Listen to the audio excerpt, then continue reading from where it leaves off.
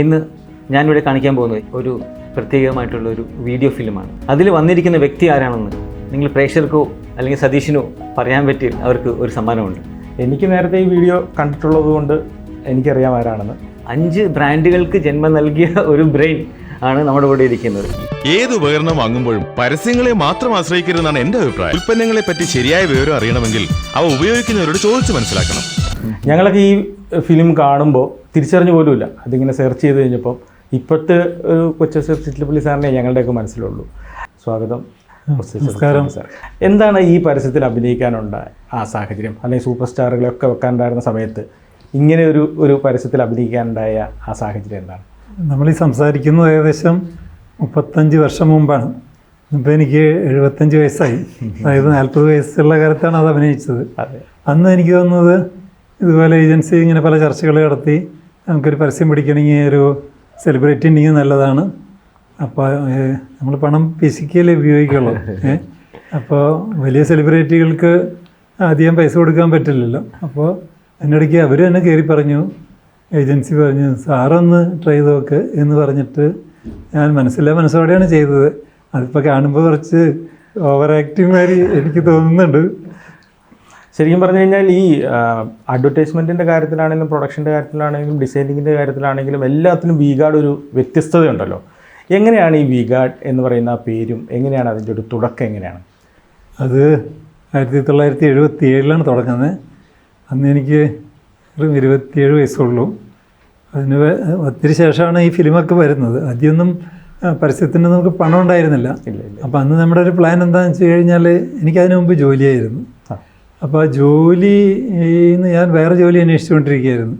ശരിക്കും പറഞ്ഞു കഴിഞ്ഞാൽ ISROയിലൊക്കെ അപേക്ഷിച്ചിട്ടുണ്ട് കേട്ടോ. അത് കിട്ടിയില്ല. കിട്ടിയിരുന്നെങ്കിൽ വി-ഗാർഡ് ഉണ്ടാവില്ലായിരുന്നു. ഓക്കെ. അപ്പോൾ പക്ഷേ ആ സ്ഥാപനം, ഞാൻ ജോലി ചെയ്തിരുന്ന സ്ഥാപനം നല്ല നിലയ്ക്ക് പോകണമില്ല. അങ്ങനെ വന്നപ്പോൾ എൻ്റെ ഒരു ഭാവി ചോദ്യചിഹ്നമായി. ഒന്നല്ലെങ്കിൽ റിസൈൻ ചെയ്ത് തുടങ്ങണം, അല്ലെങ്കിൽ വേറെ നല്ല ജോലി ഇപ്പം കിട്ടണം. അത് കിട്ടിയില്ല. അന്ന് രണ്ടും കൽപ്പിച്ചങ്ങ് ഇറങ്ങി തുടങ്ങി. അതായത് എൻ്റെ വരുംവരായികളും നോക്കിയിട്ടല്ല തുടങ്ങിയെന്ന് എനിക്കിപ്പോൾ തിരിഞ്ഞു നോക്കുമ്പോൾ പലരും ചോദിക്കാറുണ്ട്, അതിനൊരു പക്ക ഒരു പ്ലാനിങ് ഉണ്ടായിരുന്നോ, അതിന് പക്ക പ്രോജക്റ്റ് റിപ്പോർട്ട് ഉണ്ടായിരുന്നോ? ഇല്ല. അതായത് അന്ന് എൻ്റെ കണക്കൂട്ടിൽ എനിക്കൊരു എമൗണ്ട് സാലറി കിട്ടിയിരുന്നു. അതിനേക്കാളും കൂടുതൽ എനിക്ക് ഉണ്ടാക്കാൻ പറ്റും എന്നുള്ള ഒരു, ഞാൻ പറയാം, അന്ധമായ വിശ്വാസം എന്ന് വേണമെങ്കിൽ പറയാം. അതങ്ങനെയാണ് അതിൻ്റെ തുടക്കം. പിന്നെ ഓരോ പടികൾ കയറി. അല്ല, ഈ സ്റ്റെബിലൈസർ എന്നുള്ള ആ ഒരു പ്രൊഡക്റ്റ് തന്നെ തിരഞ്ഞെടുക്കാൻ എന്താണ് കാരണം? അതിനൊരു കാരണമുണ്ട്. ഞാൻ MSc ഫിസിക്സ് ആയിരുന്നു. അപ്പോൾ എനിക്ക് ഇലക്ട്രോണിക്സിനോട് താല്പര്യമുണ്ട്. വർക്ക് ചെയ്ത ജോലി ചെയ്ത കമ്പനി അത് തന്നെയാണ്. അവരുടെ ഒരു പ്രോഡക്റ്റായിരുന്നു സ്റ്റെബിലൈസർ. പക്ഷേ അവരെന്തുകൊണ്ടോ അതിൽ വലിയ ശ്രദ്ധ കൊടുത്തിരുന്നില്ല. ഞാൻ പലപ്പോഴും പറയാറുണ്ടായിരുന്നു അവരോട്. പക്ഷെ അവർക്ക് വേറെ ചില ഐറ്റംസൊക്കെ ഉണ്ടായിരുന്നു. അപ്പോൾ ഞാൻ റിസൈൻ ചെയ്ത് തുടങ്ങുകയാണെങ്കിൽ ഞാൻ അതുമ്മ കയറി പിടിക്കുന്ന എനിക്കൊരു തോന്നലുണ്ടായിരുന്നു. പക്ഷെ അത് ഇത്രയ്ക്കൊന്നും വളർന്ന് വലുതാവുന്നൊന്നും കരുതിയിട്ടില്ല. അല്ല, ഞാൻ ഇന്നത്തെ ഒരാളുടെ രീതി ചിന്തിക്കുമ്പോൾ അന്നൊരു പക്ഷേ പവറിൻ്റെ ഷോർട്ടേജ് ഉണ്ടാവാം, വോൾട്ടേജിൻ്റെ ഒരു വേരിയേഷൻ ഉണ്ടാവാം. അതൊക്കെ ഇത്രയും കാലം നിലനിൽക്കും എന്നൊരു തോന്നലൊന്നും ഉണ്ടായിരുന്നോ? ഇല്ല. അതായത് എനിക്ക് എപ്പോഴും എൻ്റെ മനസ്സിലൊരു പേടിയുണ്ടായിരുന്നു. അതായത് ഇത് നിന്ന് പോവില്ലേ, സ്റ്റെബിലൈസറിൻ്റെ ആവശ്യം നിന്ന് പോവില്ലേ. അതിനെയല്ല, നമ്മൾ വിദേശ രാജ്യങ്ങളിലൊക്കെ പോകുമ്പോൾ അവിടെ ഇത് കേട്ടിട്ടില്ല. അപ്പോൾ അങ്ങനെയാണെങ്കിൽ എന്തുകൊണ്ട് ഇത് മാത്രമായിട്ട് ഡിപ്പെൻഡ് ചെയ്യാൻ പറ്റില്ല? അപ്പോൾ വേറെ ഏതെങ്കിലും മേഖലയിലേക്ക് കടക്കണം എന്നൊരു തോന്നൽ പെട്ടെന്ന് ഉണ്ടായിരുന്നു. അതുകൊണ്ടാണ് ബാക്കി കേബിളും പമ്പ്, വാട്ടർ ഹീറ്റർ, അങ്ങനെ പല പ്രോഡക്റ്റിലേക്ക് ഇറങ്ങിയത്. പക്ഷേ BC ഒക്കെ അപ്പം തന്നെ ഉണ്ടായിരുന്നു. അതൊക്കെ അറിയാതെ വന്നാൽ ഞാൻ പറയും, ഞാനൊരു MBA ഒന്നും പഠിച്ചിട്ടില്ല. ഒക്കെ എന്താ പറയുക, തനിയെ പഠിച്ചെടുത്ത കാര്യങ്ങളാണ്. ഒരു ഇൻസ്റ്റൻറ്റ് സെലിബ്രിറ്റീസിനെ ക്രിയേറ്റ് ചെയ്യുന്ന കാലഘട്ടമാണ് ഈ സോഷ്യൽ മീഡിയയുടെ കാലഘട്ടത്തിൽ. അപ്പോൾ ഇൻസ്റ്റൻറ്റ് സെലിബ്രിറ്റീസ് സോഷ്യൽ മീഡിയയിൽ കൂടി നിത്യേന ഉണ്ടായിക്കൊണ്ടിരിക്കുന്ന കാലഘട്ടത്തിൽ ഈ പേഴ്സണൽ ബ്രാൻഡിങ്സ് ഒക്കെ ഈ അടുത്ത കാലത്തുണ്ടായതാണ്. അതിനൊക്കെ വളരെ മുമ്പ്, ഈ 35 കൊല്ലം മുമ്പ് സ്വയം ഒരു അഡ്വർടൈസ്മെൻറ്റിൽ അപ്പിയർ ചെയ്ത് പ്രോഡക്റ്റ് എൻഡോസ് ചെയ്യുന്നതിനെ പറ്റി അതിനെപ്പറ്റി അതിനെപ്പറ്റി എന്താണ് ഇതാണ് പറയാനുള്ളത്? അതങ്ങനെ അത്ര ഗൗരവമായിട്ട് ചിന്തിച്ചിട്ടൊന്നുമല്ല. അതായത് ഏജൻസി പറഞ്ഞു സാർ എന്നെ അഭിനയിച്ച് നോക്കുമെന്ന് പറഞ്ഞു. ഞാൻ രണ്ടും കൽപ്പിച്ച് അതിലേക്ക് എടുത്ത് ചാടി. അത് തർക്കമില്ല എന്ന് അവർ പറയുന്നു. എനിക്ക് കാണുമ്പോൾ ചെറിയൊരു ജാള്യത ഉണ്ട്. അല്ല അത് അന്ന് സക്സസ്ഫുൾ ആയ ഒരു പരസ്യമാണ്. എൻ്റെ ഓർമ്മ ശരിയാണെങ്കിൽ അത് ധാരാളം സക്സസ്ഫുൾ ആയിരുന്നു. തീർച്ചയായിട്ടും ആയിരുന്നു. അല്ലെങ്കിലും ഞാൻ പറയും, പ്രോഡക്റ്റ് നല്ലതാണെങ്കിൽ ഞാനാരും കുറ്റം പറയല്ല. നമ്മൾ എത്ര സെലിബ്രിറ്റീനെ വെച്ചാലും പ്രോഡക്റ്റ് നല്ലതല്ലെങ്കിൽ ഒരു കാര്യമില്ല എന്ന് വിശ്വസിക്കുന്ന ഒരാളാണ്. അപ്പോൾ പ്രോഡക്റ്റിലാണ്, എൻ്റെ ക്വാളിറ്റിയിലാണ്, എൻ്റെ ആഫ്റ്റർ സെയിൽ സർവീസിലാണ് ഊന്നൽ കൊടുക്കേണ്ടത്. അപ്പോൾ സാർ, ഈ പ്രോഡക്റ്റിൻ്റെ ക്വാളിറ്റി ഇമ്പ്രൂവ് ചെയ്യാൻ വേണ്ടി ഇപ്പോൾ കൊച്ചൂസി ചിറ്റലപ്പള്ളി എന്നുള്ള വ്യക്തിയെ അല്ലെങ്കിൽ വി-ഗാർഡ് എന്ന് പറഞ്ഞ ഒരു കമ്പനി അറിയപ്പെടുന്നത് വലുതായി, അല്ലെങ്കിൽ മാർക്കറ്റിംഗ് വലുതായി, ബ്രാൻഡ് വലുതായി. പക്ഷേ അതിൻ്റെ പിന്നിൽ ഈ ഒരു ഉൽപ്പന്നത്തിൻ്റെ ക്വാളിറ്റി ഇമ്പ്രൂവ് ചെയ്യാൻ വേണ്ടി എടുത്ത ഒരു സ്റ്റെപ്സിനെ പറ്റി സാറിനെ ഒന്ന് വിവരിക്കാൻ പറ്റും? കാരണം അതാണല്ലോ ആ കമ്പനിയെ വളർത്തിയത്. ആക്ച്വലി ആ ക്വാളിറ്റി എങ്ങനെ സാറിനെ നിലനിർത്താൻ പറ്റി, അല്ല എങ്ങനെ അത്ര നല്ലൊരു ക്വാളിറ്റി കൊണ്ടുവരാൻ പറ്റി എന്നുള്ളതൊക്കെ എന്ന് പറഞ്ഞു. അത് ഒരു പർപ്പസ്ഫുള്ളി ചെയ്യണതല്ല അത്. അതായത് ബേസിക്കലി ഞാനൊരു ക്വാളിറ്റി കോൺഷ്യസ് ആയിട്ടുള്ള ആളാണ്. എനിക്ക് ഞാനൊരു സാധനം വാങ്ങിക്കുമ്പോഴും അത് ക്വാളിറ്റി ഉള്ളതേ വാങ്ങിക്കുള്ളൂ.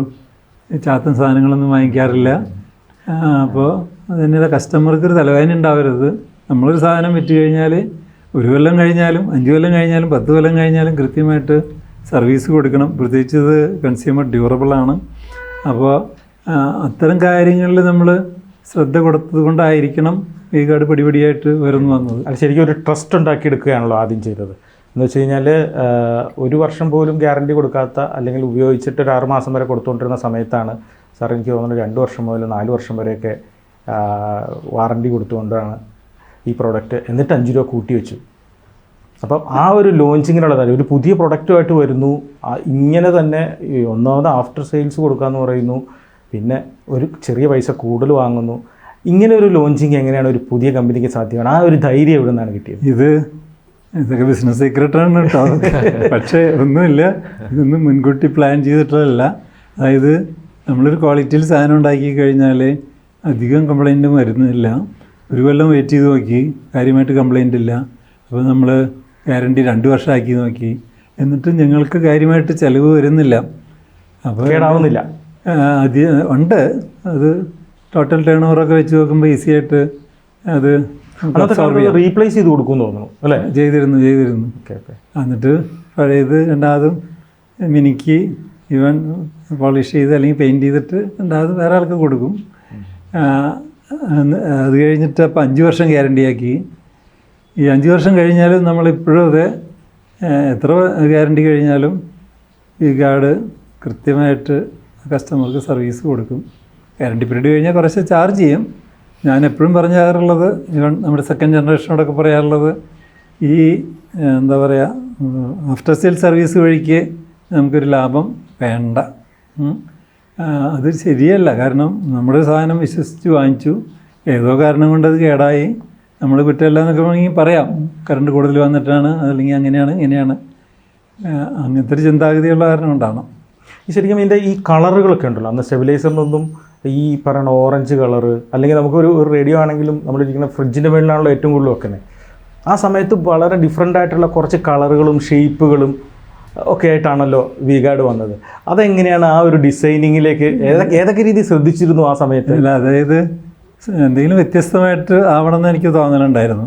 അപ്പം അന്ന് കാലത്ത് കെൽട്രോൺ മാർക്കറ്റിലെ ലീഡിങ് ആണ്. അതെ. നെൽക്കോ എന്ന് പറഞ്ഞിട്ട് ടാറ്റ കമ്പനി, അത് രണ്ടും ഒരു ചതുരപ്പെട്ടിയാണല്ലോ. അതൊക്കെ വെറും ഒരു സ്ക്വയർ പെട്ടിയാണ്. അവർ അതിൻ്റെ ഭംഗിയിൽ തീരെ ശ്രദ്ധ കൊടുത്തിരുന്നില്ല. ഒരു ഗ്രേ കളർ അടിച്ചിട്ടുള്ള ഒരു ഉൽപ്പന്നം. അപ്പോൾ ഞാൻ വിചാരിച്ചു, അല്ല ഇത് ഫ്രിഡ്ജിൻ്റെ മുകളിലൊക്കെ വെക്കേണ്ടതല്ലേ, അത് എന്തുകൊണ്ട് ഭംഗി കൂട്ടിക്കൂടാം. എന്നിട്ടത് ജോയിൻ്റൊന്നും ഇല്ലാത്ത വിധത്തിൽ അപ്പിയറൻസ് ആക്കി, അതിന് കാറിനടിക്കുന്ന പെയിൻ്റ് അടിച്ചു, എന്നിട്ട് പോളിഷ് ചെയ്തു. കാറിനടിക്കുന്ന ആളെ സാധനം അടിച്ചിരുന്നത് ഡ്യൂലക്സ് കാറിനടിച്ചിരുന്ന പെയിൻ്റ് അടിച്ചിരുന്നത്. പിന്നീടാണ് അത് മറ്റേ പ്ലാസ്റ്റിക്കിലേക്ക് ABC പ്ലാസ്റ്റിക്കിലേക്ക് മാറണത്. വർഷങ്ങളോളം മെറ്റൽ ബോഡിയായിരുന്നു, കാറിനടിച്ചിരുന്ന പെയിൻ്റായിരുന്നു. മെറ്റൽ ബോഡി എന്ന് പറയുമ്പോൾ ഈ ഇലക്ട്രിക് സാധനമാകുമ്പം അതിന് ഷോക്ക് കേൾക്കാനുള്ള സാധ്യതയൊക്കെ ഉണ്ടായിരുന്നു. ആദ്യമേ നമ്മളത് ഇല്ല, അതിന് ഈ പറഞ്ഞ മാതിരി പ്രോപ്പറായിട്ട് എർത്ത് ചെയ്യണം. അതാണ് ഞാൻ നേരത്തെ പറഞ്ഞത്, ക്വാളിറ്റി നമ്മൾ സൂക്ഷിച്ച് കൈകാര്യം ചെയ്യണം. ശരിക്കും നമ്മുടെ ആരംഭം ശരിക്കും തൃശ്ശൂരിൽ നിന്നാണല്ലോ. ഒരു തൃശ്ശൂരത്തെ ഒരു ഫാമിലി ആയിട്ടാണല്ലോ സാറ് ശരിക്കും പറഞ്ഞത്. അവിടുന്ന് ആദ്യത്തെ ബിസിനസ് എന്തായിരുന്നു ശരിക്കും? ഇല്ല, ഞാൻ MSc ഫിസിക്സ് ഇലക്ട്രോണിക്സ് സ്പെഷ്യലൈസേഷൻ അങ്ങനെ പാസ്സായി വന്ന ആളാണ്. ഈ കോളേജിൽ പഠിക്കുമ്പോഴോ സ്കൂളിൽ പഠിക്കുമ്പോഴോ ഒരിക്കലും ഞാനൊരു ബിസിനസ്സുകാരനാണെന്ന് ഞാൻ വിചാരിച്ചിട്ട് പോലുമില്ല. ജോലി ചെയ്തുകൊണ്ടിരിക്കുമ്പോൾ വേറെ ജോലിക്ക് അപേക്ഷിച്ചുകൊണ്ടിരിക്കുകയായിരുന്നു. 3 വർഷം ജോലി ചെയ്തു. ISRO ആയിരുന്നു നമ്മുടെ ലക്ഷ്യം. ISRO, BARC അങ്ങനെയൊക്കെയുള്ള, കാരണം എനിക്ക് റിസർച്ച് താല്പര്യമായിരുന്നു. ഞാൻ ജോലി ചെയ്തിരുന്ന സ്ഥാപനം അത് മനസ്സിലാക്കിയിട്ട് അവരെന്നെ അതിൻ്റെ റിസർച്ച് വിങ്ങിലേക്ക് മാറ്റി. അപ്പോൾ എനിക്ക് കുറച്ചും കൂടി ഒരു കംഫർട്ട് തോന്നി. പല പുതിയ ഡിസൈൻ എനിക്ക് ഉണ്ടാക്കാൻ പറ്റി. അങ്ങനെയൊക്കെയായിരുന്നു എൻ്റെ ഒരു വഴിത്തിരിവെന്ന് വേണമെങ്കിൽ പറയാം. ബിസിനസ്സിലേക്ക് വന്നു കഴിഞ്ഞപ്പോൾ എങ്ങനെയാണ് ക്യാപിറ്റൽ എങ്ങനെയാണ് സംഘടിപ്പിക്കുന്നത്? അപ്പോൾ അന്ന് ഞാൻ കണക്കൂട്ടി അത് വാങ്ങിക്കണം, ഇത് വാങ്ങിക്കണം, മറ്റേത് വാങ്ങിക്കണം. അപ്പോൾ തുടക്കത്തിൽ 2 ജോലിക്കാർ മതി. അപ്പോൾ 2 SSLC തോറ്റവരെടുത്തു. കാരണം അതെന്താണ്? അതൊന്നുമല്ല, സിമ്പിളല്ലേ. അതായത് അല്ലാത്തവരെ എൻ്റെ കൂടെ നിൽക്കില്ല. കാരണം ഒരു ഓടിട്ട ഷെഡാണ് വാടകയ്ക്ക് എടുത്തത്. കലൂര് 350 രൂപ വാടക കൊടുത്തിട്ടാണ് ഷെഡ് എടുക്കുന്നത്. അപ്പോൾ അത് ഏത് കാലഘട്ടത്തിലാണ്? അത് 77, 76, 77. അപ്പോൾ അവർക്ക് എന്ത് വിശ്വാസത്തിലാണ് ഈ ഗ്രാജുവേറ്റ്സിനെ അല്ലെങ്കിൽ ഡിപ്ലോമ ഹോൾഡേഴ്സിനെ കിട്ടില്ല. അപ്പോൾ ഏതായാലും പണി നമ്മൾ പഠിപ്പിച്ചു കൊടുക്കണം. അപ്പോൾ SSLC ഫെയിൽഡ് മതിയെന്ന് തീരുമാനിച്ചു. കാരണം നിന്ന് കിട്ടണ്ടേ. സാർ 77 തുടങ്ങുമ്പോൾ സാർ ബിസിനസ് അന്ന് ഫ്രിഡ്ജ് മാത്രമല്ലേ ഒരു കണ്ടിരുന്നുള്ളൂ. പിന്നീട് ഒരു പക്ഷേ 82-ൽ TV കേരളത്തിൽ ലോഞ്ച് ചെയ്ത് ഏഷ്യൻ ഗെയിംസിനനുബന്ധപ്പെട്ട് ഏഷ്യൻ ഗെയിംസ് ലോഞ്ച് ചെയ്തപ്പോഴല്ലേ ഈ TV വരാനായത്. ആ ഘട്ടത്തിൻ്റെ എങ്ങനെയാണ് സാറൊന്ന്? അതെ, തുടക്കത്തിൽ ഈ സ്റ്റെബിലൈസറിൻ്റെ ആവശ്യം ഫ്രിഡ്ജിന് മാത്രം. അപൂർവം ഓഫീസുകളിൽ എയർ കണ്ടീഷണറുണ്ട്, അതിനുള്ള സ്റ്റെബിലൈസറുണ്ട്. പക്ഷെ അത് ഒരു 5% വിറ്റ് പോവുള്ളൂ. പിന്നീട് 82-ലും പിന്നെ കൊച്ചിയിലൊക്കെ 85-ലാണ് എന്നുള്ളത്. ഈ ദൂരദർശൻ, അതായത് വലിയ ആൻറ്റിനൊക്കെ വെച്ചിട്ട് അതിന് തിരിച്ച് ദൂരദർശൻ തുടങ്ങി. അതെ. അപ്പോൾ ഈ തുടക്കകാലത്തിൽ ഈ ഫ്രിഡ്ജിൻ്റെ ബിസിനസ്സിന് മാത്രം നന്നായിട്ട് പോകാൻ പറ്റിയോ? അന്ന് ആ കാലത്ത് അതിൻ്റെ ഇനീഷ്യൽ സ്ട്രഗിൾ ആയിരുന്നോ, അല്ലെങ്കിൽ അതെങ്ങനെയാണ് മറികടന്ന് വന്നത് ഇപ്പോൾ 85 വരെ നിൽക്കാനും അതിന് പിന്നീട് നെക്സ്റ്റ് ലെവലിലോട്ട് ഗ്രോത്ത് പോയത് ആഫ്റ്റർ 85 ആയിരുന്നല്ലോ? തീർച്ചയായിട്ടും. അതായത് ഞാൻ പറയാം, എൻ്റെ ഗ്രോത്ത് വളരെ സ്ലോ ആയിരുന്നു, സ്റ്റഡി ആയിരുന്നു.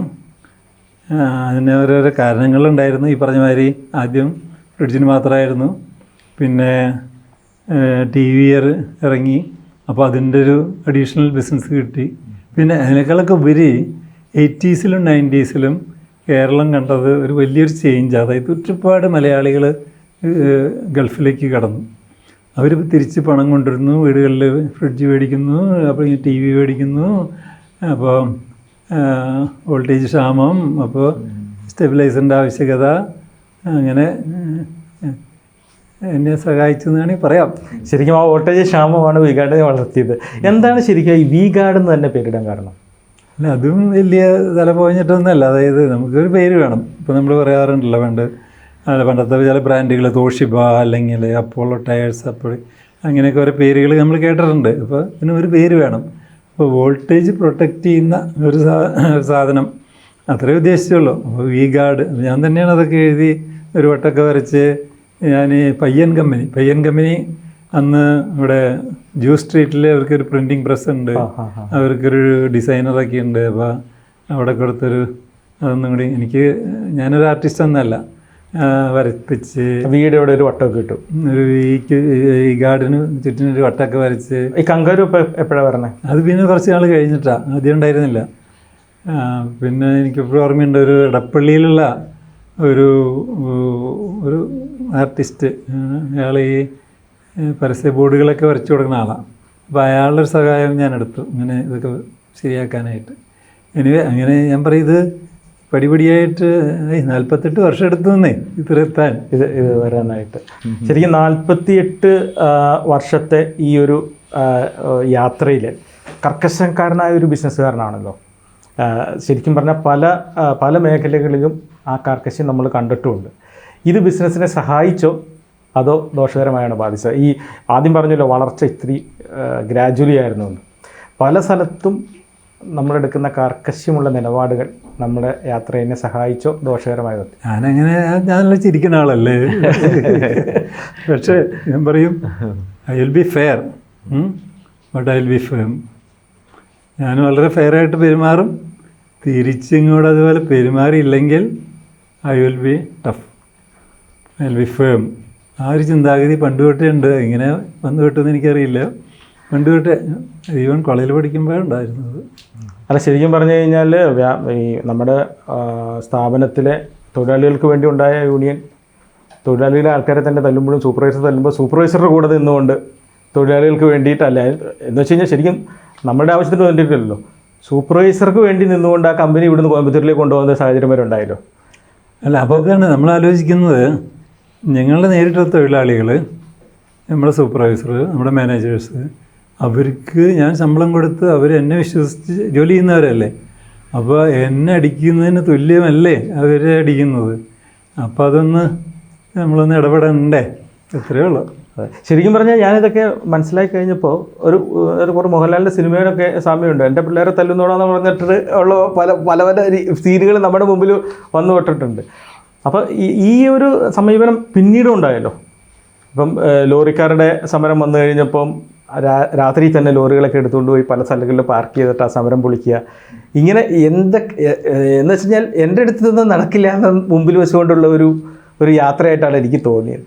അല്ല, അത് ആ നേരത്ത് എന്താ തോന്നിയെന്ന് വെച്ചാൽ അതങ്ങ് ചെയ്യും. അല്ലാതെ എങ്ങനെയാണ് ഈ ഇൻഫർമേഷൻ കിട്ടിയത്? നാളെ സമരം നടത്താൻ പോവാണ് ഞാനിപ്പോൾ എൻ്റെ മനസ്സിൽ തോന്നി. ഞാൻ പറയും, എൻ്റെ കൂടെ കുറേ വിശ്വസ്തരായിട്ടുള്ള ആളുകളുണ്ട്. മാനേജർമാർ, എൻജിനീയേഴ്സ്, സൂപ്പർവൈസേഴ്സ്, മാർക്കറ്റിംഗ് എക്സിക്യൂട്ടീവ്സ്. അവർ ഒറ്റക്കെട്ടാണ്. ശരിക്കും പറഞ്ഞാൽ അവരില്ലെങ്കിൽ ഞാനില്ല. അപ്പോൾ അവരാണ് എന്താ പറയുക, ശരിക്കും പറഞ്ഞാൽ കമ്പനി കൊണ്ടു കിടക്കുന്നത്. ഞാനതിൻ്റെ തലപ്പത്തിരിക്കുന്നു എന്ന് മാത്രം. ഒരു സ്റ്റേജ് കഴിഞ്ഞപ്പോൾ തുടക്കത്തിലെ എല്ലാ കാര്യങ്ങളും ഞാൻ തന്നെയായിരുന്നു. എല്ലാവർക്കും നമ്മൾ ഓരോരോ കാര്യങ്ങൾ ഡിവൈഡ് ചെയ്ത് കൊടുത്തിട്ടുണ്ട്. നമ്മൾ കാണിച്ചു കൊടുക്കണം, കാണിച്ചു തന്നെ കൊടുക്കണം. പക്ഷെ പിന്നെ ഇവരെ കൊണ്ട് കാണിച്ചു കൊടുക്കലായി. പിന്നെ അവർ കാണിച്ചു കൊടുക്കും. അങ്ങനെ ഇവരെ പെർഫെക്റ്റാക്കി എടുത്താൽ നമുക്ക് അവർ എന്താ പറയുക, അടുത്ത ഗ്രൂപ്പിനെ അവർ പെർഫെക്റ്റാക്കിക്കോളും. ആ ഒരു പോളിസിയാണ്. അല്ലാതെ നമുക്കിപ്പോൾ എനിക്കറിയില്ല, വി-ഗാർഡ് ഗ്രൂപ്പിൽ എത്രയോ ആയിരക്കണക്കിന് 10,000 താഴെ ആൾക്കാരുണ്ടെന്ന് എനിക്ക് തോന്നുന്നു. ഇപ്പം ഞാനതിനകത്തൊന്നും അത്ര സീരിയസ് ആയിട്ട് ഇൻവോൾവഡ് അല്ല, സെക്കൻഡ് ജനറേഷനാണ്. അപ്പോൾ അതിനൊക്കെ ഒരു സിസ്റ്റം ഉണ്ടെങ്കിൽ മാത്രമേ അതൊക്കെ ഭംഗിയായിട്ട് മുന്നോട്ട് പോവുള്ളൂ. ശരിക്കും പറഞ്ഞാൽ സാധാരണ ആൾക്കാരും ഇങ്ങനെ വിട്ടുകൊടുക്കാറില്ല. ഇപ്പോൾ ഞാനൊരു കമ്പനി നടത്തി അതിൻ്റെ മാനേജിങ് ഡയറക്ടർ ആയിക്കഴിഞ്ഞാൽ പിന്നെ അതല്ലെങ്കിൽ അതൊരു വേറെ ഷെയർ കൊടുക്കുക, അല്ലെങ്കിൽ വേറെ ആളെ ഇതിനകത്തേക്ക് കൊണ്ടുവരില്ല, നമ്മൾ തന്നെയാണ് ചെയ്യാറ്. സാറിൻ്റെ കാര്യത്തിൽ തുടക്കം മുതലേ ഇപ്പോൾ അവിടെ ജോലിക്ക് കയറിയ മാർക്കറ്റിംഗ് എക്സിക്യൂട്ടീവ് ആയിട്ട് കയറിയ ആൾക്കാരെ മാനേജറാക്കുന്നു, ആരെ ഡയറക്ടറാക്കുന്നു, അല്ലെങ്കിൽ അങ്ങനെ ഒരു എന്താ പറയുക, ഈ അധികാരങ്ങളും ബാക്കിയെല്ലാം വിട്ടുകൊടുക്കുന്ന ഒരു രീതി പണ്ട് മുതലേ കണ്ടിട്ടുണ്ട്. പെട്ടെന്ന് ഇത് ഇപ്പോൾ പബ്ലിക് ഇഷ്യൂ ആയല്ലോ. അപ്പോൾ അതുകൊണ്ട് കുറച്ച് ഈ കമ്പനി വളരട്ടെ എന്നുള്ളൊരു മനോഭാവമാണല്ലോ കീപ്പ് ചെയ്തത് ശരിക്കും. അല്ല, അപ്പോൾ എനിക്ക് തോന്നാറുള്ളത്, എൻ്റെ മനസ്സിൽ കമ്പനി വളർന്നാൽ അതിൻ്റെ ഗുണം എനിക്കുണ്ടല്ലോ. പക്ഷേ കമ്പനി ഞാൻ ഒറ്റയ്ക്ക് വളർത്താൻ പറ്റില്ല, അതിനൊരു പറ്റം ആൾ വേണം. ഇപ്പോൾ ഹൈദരാബാദിൽ എന്ത് നടക്കുന്നു, അല്ലെങ്കിൽ നോർത്ത് ഇന്ത്യയിൽ എന്ത് നടക്കുന്നു, ഞാനങ്ങനെ പോകാറൊന്നുമില്ലായിരുന്നു. ഇപ്പോൾ പിന്നെ സെക്കൻഡ് ജനറേഷനാണ്. അപ്പോൾ ഞാൻ എപ്പോഴും പറയും, അതിപ്പോൾ വൻകിട കമ്പനികളൊക്കെ ചെയ്യുന്നത് അങ്ങനെയൊക്കെ തന്നെയല്ലേ. ഒരിടയ്ക്ക് പേപ്പറിലൊരു വാർത്ത വന്നു, അതായത് രത്തൻ ടാറ്റ കേരളം സന്ദർശിക്കുന്നു. ഇതിനു മുമ്പ് 14 വർഷം മുമ്പാണ് കേരളത്തിൽ വന്നിട്ടുള്ളൂ. അപ്പോൾ ഞാൻ വിചാരിക്കുക, അമ്പടാ അത് ശരി, ഇവിടെ കുറേ ബിസിനസ് ഉണ്ടല്ലോ അങ്ങേർക്ക്, അതായത് എസ്റ്റേറ്റുകളും പിന്നെ ഹോട്ടലുകളും അതും ഇതൊക്കെയായിട്ട്. അപ്പോൾ അങ്ങേര് ഇതൊക്കെ മാനേജർമാരെ വെച്ചിട്ടല്ലേ നടത്തുന്നത്. അപ്പോൾ എന്തുകൊണ്ട് നമുക്കായിക്കൂടാ അതുപോലെ എന്നുള്ളൊരു തോന്നൽ. ഇപ്പോൾ സാറിൻ്റെ അടുത്ത തലമുറ നടത്തിക്കൊണ്ടുവന്ന് സാറ് തൃപ്തനാണോ? ഇവർ രണ്ടുപേരും 2 ആൺമക്കളാണ്. അപ്പോൾ അവർ രണ്ടുപേരും ഗ്രാജുവേറ്റ് ചെയ്തു. അത് കഴിഞ്ഞിട്ട് അവരെ വിദേശത്ത് പോസ്റ്റ് ഗ്രാജുവേഷന് വിട്ടു. അപ്പോഴും ഞാൻ വിചാരിച്ചിരുന്നു ചിലപ്പോൾ ഇവർ അവിടെ വല്ല ജോലിയൊക്കെ ആയിട്ട് അവിടെ കൂടി വരണം. പക്ഷെ അവർക്ക് തോന്നിയിട്ടുണ്ടാവും ഇവിടെ ഒരു സ്പേസ് ഉണ്ട്. കാരണം ഞാൻ മാനേജർമാർക്കൊക്കെ അന്ധമായിട്ട് വിശ്വസിച്ച് റെസ്പോൺസിബിലിറ്റി കൊടുക്കുന്ന ആളാണ്. അപ്പോൾ ഞങ്ങൾക്കൊരു സ്പേസ് ഉണ്ടാവുമെന്ന് തോന്നിയിട്ടായിരിക്കണമല്ലോ അവരോട് നമ്മുടെ ഇതിൽ ജോയിൻ ചെയ്തത്. എത്രയോ എൻ്റെയൊക്കെ പരിചയത്തിലുള്ളവർ അവർ പറയും, അയ്യോ ഡാഡിയുടെ കൂടെ അല്ലെങ്കിൽ അച്ഛൻ്റെ കൂടെ വർക്ക് ചെയ്യാൻ പറ്റില്ല എന്നൊക്കെ പറയുന്ന കേട്ടവരെ എനിക്കറിയാം. അപ്പോൾ അത് കണ്ടറിഞ്ഞിട്ടാണല്ലോ അവർ നമ്മുടെ കൂടെ ജോയിൻ ചെയ്യുന്നത്. തന്നെയല്ല, നമ്മുടെ കൂടെ ജോയിൻ ചെയ്തിട്ട് കുറേ നാൾ കഴിഞ്ഞിട്ടാണ് പയ്യെ അവർക്ക് ഭാരം ഏൽപ്പിച്ചു കൊടുക്കുന്നത്. അതിൻ്റെ ഇടയ്ക്ക് പബ്ലിക് ഇഷ്യൂ പോയി. അപ്പോൾ അവർക്ക് ഉത്തരവാദിത്വം ഒന്നും കൂടിയും കൂടി. കാരണം ആദ്യമൊക്കെ എന്നോട് മാത്രം ഉത്തരം പറഞ്ഞാൽ മതി, മറ്റത് പബ്ലിക്കിനോട് ഉത്തരം പറയണം. പബ്ലിക് എന്ന് പറഞ്ഞാൽ ഈ ബോർഡിൽ ഇൻഡിപെൻഡൻറ്റ് ഡയറക്ടേഴ്സൊക്കെ ഉണ്ട്. കാര്യമൊക്കെ ശരിയാണെങ്കിൽ അവർ ചോദ്യങ്ങൾ ചോദിക്കും. എന്താ അങ്ങനെ ചെയ്തത്, ഇങ്ങനെ ചെയ്തത്, ആ നഷ്ടം വന്നല്ലോ എന്നൊക്കെ ചോദിക്കും. അപ്പോൾ അവർക്കും ഒരു ഉത്തരവാദിത്വം ഉണ്ടാവട്ടെ എന്ന് പറഞ്ഞിട്ട് തന്നെയായിരുന്നു പബ്ലിക് ഇഷ്യൂ പോയതിൻ്റെ ഒരു പ്രധാന കാരണം. അതുകൂടാതെ ആരിടയ്ക്ക് എൻ്റെ കുറേ ഷെയറുകൾ മാനേജർമാർക്ക് പങ്കുവെച്ചു കൊടുത്തു. അപ്പോൾ അതിനൊരു മൂല്യം കിട്ടണമെങ്കിൽ ഇത് പബ്ലിക് ഇഷ്യൂ പോകണമായിരുന്നു. ഇതെല്ലാം ചേർന്നിട്ടാണ്, അല്ലാതെ പണം പിരിക്കൽ മാത്രമായിരുന്നില്ല ലക്ഷ്യം. സാർ ഇപ്പോൾ ഡയറക്റ്റ് ഇൻവോൾവ്മെന്റ് ഇല്ലല്ലോ ഈ വികാർഡിൽ ഉണ്ടല്ലേ സാർ? അപ്പോൾ are you happy with the growth plan which is been done by അവരിപ്പോൾ അവർ കൈവരിച്ചുകൊണ്ടിരിക്കുന്ന വിജയത്തെ പറ്റി സാറിന് എന്താ പറയണം? അവർ സാർ ഉദ്ദേശിച്ച പ്ലാൻ പോലെയാണോ എന്നൊക്കെ ഒന്ന് പറഞ്ഞു. വികാർഡിൽ നേരിട്ട് ഇൻവോൾവ് അല്ലെങ്കിലും അതിൻ്റെ നല്ലൊരു ശതമാനം ഷെയർ എൻ്റെ പേരിലുണ്ടല്ലോ. അപ്പോൾ അതിന് ലാഭം ഉണ്ടെങ്കിൽ എനിക്കും കിട്ടുമല്ലോ. തീർച്ചയായിട്ടും ലാഭം കിട്ടിക്കൊണ്ടിരിക്കുന്നുണ്ട്, ഷെയർ ഹോൾഡേഴ്സിന് ലാഭം കിട്ടിക്കൊണ്ടിരിക്കുന്നുണ്ട്. അപ്പോൾ ഇനി അവരൊന്ന് ബുദ്ധിമുട്ടട്ടെ. ഈ ബിസിനസ്സിൽ ശരിക്കും പറഞ്ഞാൽ തലമുറകളുടെ കൈമാറ്റവുമായിട്ട് ബന്ധപ്പെട്ട് നോക്കുമ്പോൾ ഇപ്പോൾ ഭീമയാണെങ്കിൽ ഇപ്പോൾ 4ാം തലമുറയാണ്, കല്യാണാണെങ്കിൽ 2ാം തലമുറയാണ്. ശരിക്കും ഈ ബിസിനസ്സിൽ ഈ ജനറേഷൻ വരുമ്പോൾ എത്ര ജനറേഷൻ വരെ ഇത് ഭംഗിയായിട്ട് കൊണ്ടുപോകാൻ പറ്റും? കൂടുതലൊന്നും നമ്മൾ കാണാറില്ല. വലിയ ബ്രാൻഡുകളൊക്കെ വെച്ച് നോക്കുമ്പോൾ ഇപ്പോൾ എനിക്ക് തോന്നുന്നു ഒരു 4-5 തലമുറ കഴിയുമ്പോൾ വേറെ ഏതെങ്കിലും വേറെ ഞാൻ എൻ്റെ കാര്യം പറയാം. എൻ്റെ ഉത്തരവാദിത്തം കഴിഞ്ഞു. ഞാൻ ഇവരൊപ്പം ചിലർക്ക് എത്ര നല്ല ബിസിനസ് ആണെങ്കിലും ചില മക്കൾക്ക് അതിനോട് താല്പര്യം ഉണ്ടാവില്ല. ഇപ്പോൾ സാറിൻ്റെ കേസിൽ പറഞ്ഞു അവർ പോയി പഠിച്ചിട്ട് തിരിച്ചു വന്നു എന്ന് പറഞ്ഞു. അതൊക്കെ ഒരു അപൂർവമായിട്ട് കാരണം അച്ഛനന്മാർ ചെയ്യണത് അല്ല, ഞാൻ അതിലേക്ക് അപ്പുറത്തേക്ക് വേറൊരു കാര്യം ചെയ്യാം, ഞാൻ വിദേശത്ത് പോയി ചെയ്യാം, അങ്ങനെ ഒരു രീതിയിലാണ് കൂടുതലും കണ്ടുവരിക. അല്ല, തീർച്ചയായിട്ടും ഇപ്പോൾ അവരെന്താ ചെയ്യുന്നത്, ഏത് പ്രോഡക്റ്റിലേക്ക് തിരിയുന്നത്, അല്ലെങ്കിൽ അതിന് എത്ര ചിലവുണ്ട്, അതൊന്നും ഞാൻ ഇപ്പോൾ ശ്രദ്ധിക്കാറേ ഇല്ല. ഞാൻ നിങ്ങളുടെ അറിവിലേക്ക് പറയാം, ഞാനിപ്പോൾ വികാർഡിൻ്റെ ബോർഡിലില്ല, വണ്ടർലയുടെ ബോർഡിലില്ല, ഷെയർ ഹോൾഡറാന്ന് മാത്രം. അതിപ്പോൾ വേറെ ഷെയർ ഹോൾഡ് ചെയ്യുന്ന വേറെ എത്രയോ സ്ഥാപനങ്ങളുണ്ട്, അതുപോലെ ഞാനും ഷെയർ ഹോൾഡ് ചെയ്യുന്നുണ്ട്. അപ്പോൾ തീർച്ചയായിട്ടും അവർക്കൊരു ഉത്തരവാദിത്തം ഉണ്ട്. നന്നായിട്ട് നടത്തി അവർക്ക് കൊള്ളാം. ഈ സ്റ്റെബിലൈസറി തുടങ്ങിയല്ലോ, സ്റ്റെബിലൈസറി തുടങ്ങിയിട്ട് നമ്മൾ അടുത്ത പ്രോഡക്റ്റിലേക്ക് മാറിയത് സെക്കൻഡ് പ്രോഡക്റ്റായിട്ട് വന്നത് ഏതാണ്? ശരിക്കും പറഞ്ഞാൽ പമ്പായിരുന്നു. വാട്ടർ പമ്പാണ്. പമ്പും പിന്നെ നിങ്ങളൊക്കെ മറന്നൊരു കാര്യം ഉണ്ടാവും, ക്ലോക്ക് ഉണ്ടായിരുന്നു. ക്ലോക്ക് ഉണ്ടായിരുന്നു, ഈ ഇലക്ട്രോണിക് ക്ലോക്ക്. അത് പ്ലാസ്റ്റിക് മോഡലുണ്ടായിരുന്നു, പിന്നെ റോസ് വുഡ് കാർവുഡ് മോഡലുണ്ടായിരുന്നു. പക്ഷെ അത് എന്തുകൊണ്ടോ കോമ്പറ്റ് ചെയ്യാൻ പറ്റാതെ വന്നപ്പോൾ പതുക്കെ നിർത്തിക്കളഞ്ഞു. അല്ല, ഞാൻ സാറിൻ്റെ കണ്ടെത്തലുകൾ എന്താണെന്ന് കൂടുതൽ അറിയാൻ വേണ്ടിയാണ് ഞാൻ ചോദിച്ചത്. ഇപ്പോൾ വോൾട്ടേജ് ക്ഷാമം അല്ലെങ്കിൽ ഇങ്ങനൊരു പ്രശ്നം ഉണ്ടെന്ന് ഐഡൻറ്റിഫൈ ചെയ്ത് അതിന് വേണ്ടിയിട്ട് സ്റ്റെബിലൈസർ ഉണ്ടാക്കി. ഈ പമ്പിലേക്ക് വരുമ്പോൾ ശരിക്കും പറഞ്ഞു കഴിഞ്ഞാൽ എല്ലാ വീട്ടിലും ഒരു പമ്പ് ആവശ്യമാണെന്ന് തോന്നിയിട്ടാണോ? അല്ല, അത് അങ്ങനെ പോപ്പുലർ ആയ ഒരു സമയത്തല്ലല്ലോ അത് ലോഞ്ച് ചെയ്യണത്. അല്ല, അത് നമ്മളുണ്ടാക്കിയത് ഡൊമസ്റ്റിക് പമ്പ് മാത്രം, അതായത് വീടുകളിൽ ഉപയോഗിക്കാവുന്ന FSP 1SP സിംഗിൾ ഫേസ് അത് മാത്രമേ ഉണ്ടാക്കിയിരുന്നുള്ളൂ. അതിന് കാരണം ഞാൻ നാട്ടിൻപുറത്ത് ജനിച്ചു വളർന്ന ആളാണ്. പക്ഷെ സിറ്റിയിൽ വന്നപ്പോൾ തുടക്കത്തിൽ ആദ്യമൊരു വീടൊക്കെ പണിതപ്പോൾ അവിടെ നമുക്ക് ആ 2 നില കെട്ടിടത്തിൻ്റെ മുകളിലേക്ക് വെള്ളം കയറിയിരുന്നു. കുറേ നാൾ കഴിഞ്ഞപ്പോൾ ഇല്ല, വെള്ളം കയറാതായി. അപ്പോൾ എൻജിനീയർ പറഞ്ഞു താഴെ ഒരു ടാങ്ക് പണിയണം, എന്നിട്ട് അതിൽ നിന്ന് അടിച്ച് കയറ്റണം. അപ്പോൾ ഒരു കുട്ടി പമ്പ് കൂടെ വെച്ചാൽ മുകളിലേക്ക് അടിച്ച് കയറ്റാം. അപ്പോൾ നമ്മളത് പണിതു. അപ്പോൾ ഞാൻ വിചാരിച്ചു ഇതെല്ലാവർക്കും ആവശ്യം വരില്ലേ, അപ്പോൾ ആവശ്യം കൂടുതലേ ഉള്ളൂ. കാരണം ജനം പെരുകിക്കൊണ്ടിരിക്കുകയാണല്ലോ ഇന്ത്യയിൽ, തന്നെയല്ല സാമ്പത്തികമായിട്ട് മുന്നോട്ട് പോയിക്കൊണ്ടിരിക്കുന്നു. സിറ്റിയിൽ ആളുകൾ പെരുകുന്നു, അത്രയ്ക്ക് വെള്ളം കിട്ടുന്നില്ല. അങ്ങനെയായിരുന്നു പമ്പിലേക്ക് ഇറങ്ങാൻ കാരണം. പിന്നെ ഈ മറ്റേ ഇലക്ട്രോണിക് ക്ലോക്ക് ആ ഒരു കാലഘട്ടത്തിൽ അതൊരു ഫാൻസി ആയിരുന്നു. ഈവൻ എന്താ പറയുക, ഗിഫ്റ്റ് കൊടുക്കലും അല്ലെങ്കിൽ ഒക്കെ അത് ധാരാളമായിരുന്നു. പിന്നെ ഈ മൊബൈലൊക്കെ വന്നപ്പോൾ അതിൻ്റെ പ്രാധാന്യം ഇല്ലാതായി. അതെ, അത് ആവശ്യമില്ലാണ്ടായി. ഒരെണ്ണം മാത്രം വീട്ടിൽ,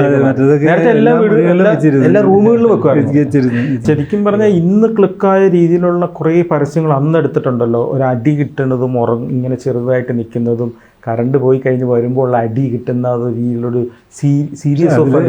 പക്ഷെ അതിലൊന്നും എൻ്റെ കയ്യില്ല, അതൊക്കെ സ്ക്രിപ്റ്റുമായിട്ട് വരികയാണ്. അതായത് നമുക്ക് ഇങ്ങനെ ചെയ്താലോ, അല്ലെങ്കിൽ ഈ ഏജൻസികൾ സ്ക്രിപ്റ്റുമായിട്ട് വരികയാണ്. അപ്പോൾ നമുക്ക് എനിക്ക് തോന്നുന്നു വളരെ ചെറിയ സെക്കൻഡ്സിൽ കമ്മ്യൂണിക്കേറ്റ് ചെയ്യുന്ന കുറേ ഗ്രൂപ്പ് ഓഫ് ആർട്സ് ഉണ്ടായിരുന്നു എന്ന് തോന്നുന്നു. അല്ല, അത് നമ്മൾ അതാണ് എനിക്ക് തോന്നുന്ന ഒരു എൻ്റർപ്രണറെ എടുക്കുന്നത് എനിക്ക് തോന്നുന്നു. കാരണം നമുക്ക് പല ഓപ്ഷൻസും ഉണ്ടാവും, അതിൽ നമ്മൾ വേണം അത് സെലക്ട് ചെയ്യാനായിട്ട്. ഇപ്പോൾ നമ്മളല്ലെങ്കിൽ തന്നെ നമ്മുടെ മാർക്കറ്റിംഗ് മാനേജർ അല്ലെങ്കിൽ സെയിൽസിലുള്ളവരൊക്കെ വേണം തീരുമാനിക്കാനായിട്ട് ഏത് വേണം. കാരണം ഓഫ് കോഴ്സ് ഏജൻസികളുടെ ജോലി പല ഓപ്ഷൻസ് നിരത്തി വയ്ക്കുക എന്നുള്ളതാണ്. നമ്മുടെ ജോലി അതിൽ നിന്നൊരെണ്ണം ചിലവ് കുറഞ്ഞൊരെണ്ണം പിക്ക് ചെയ്യുക എന്നുള്ളതാണ്. ഈ വി-ഗാർഡ് ഇൻഡസ്ട്രീസിന് ശേഷം അത് കുറച്ച് ഗ്രൂപ്പ് ഓഫ് പ്രൊഡക്ട്സ് വന്നു, വയർ വന്നു, ഈ കാര്യങ്ങളെല്ലാം ആവശ്യമുള്ളതൊക്കെ കണ്ടെത്തി വന്നു.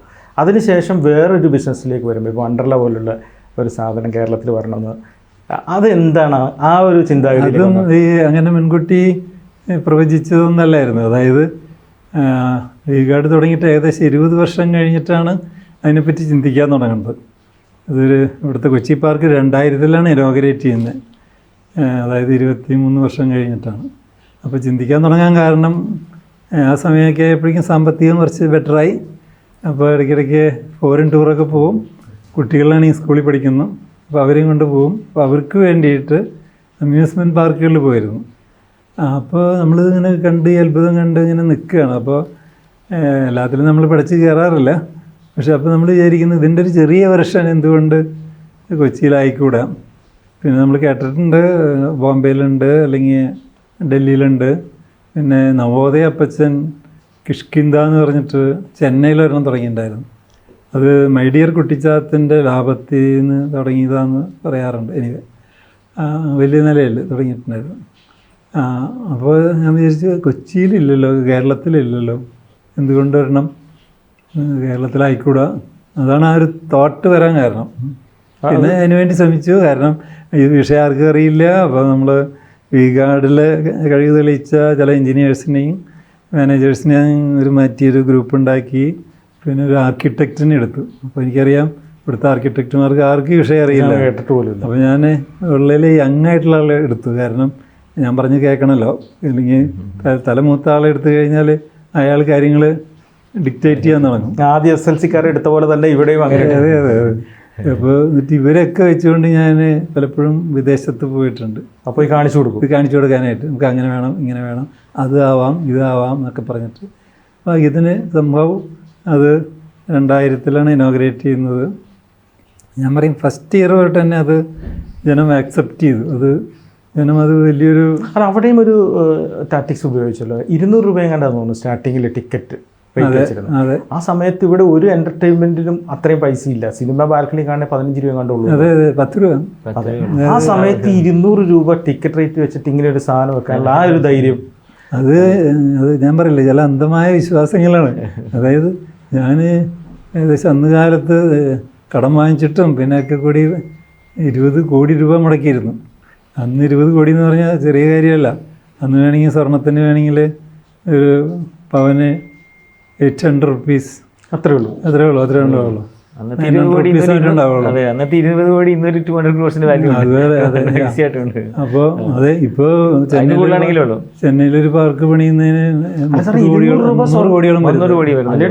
200 രൂപ സ്വർണത്തിലുള്ള സമയത്ത് അല്ല, 800 രൂപ സ്വർണത്തിലുള്ള സമയത്താണ് 200 രൂപ ടിക്കറ്റ് വെച്ചത്. അതെനിക്ക് ഭയങ്കര ആവശ്യമുണ്ട്, ഒരു എന്റർടൈൻമെന്റ്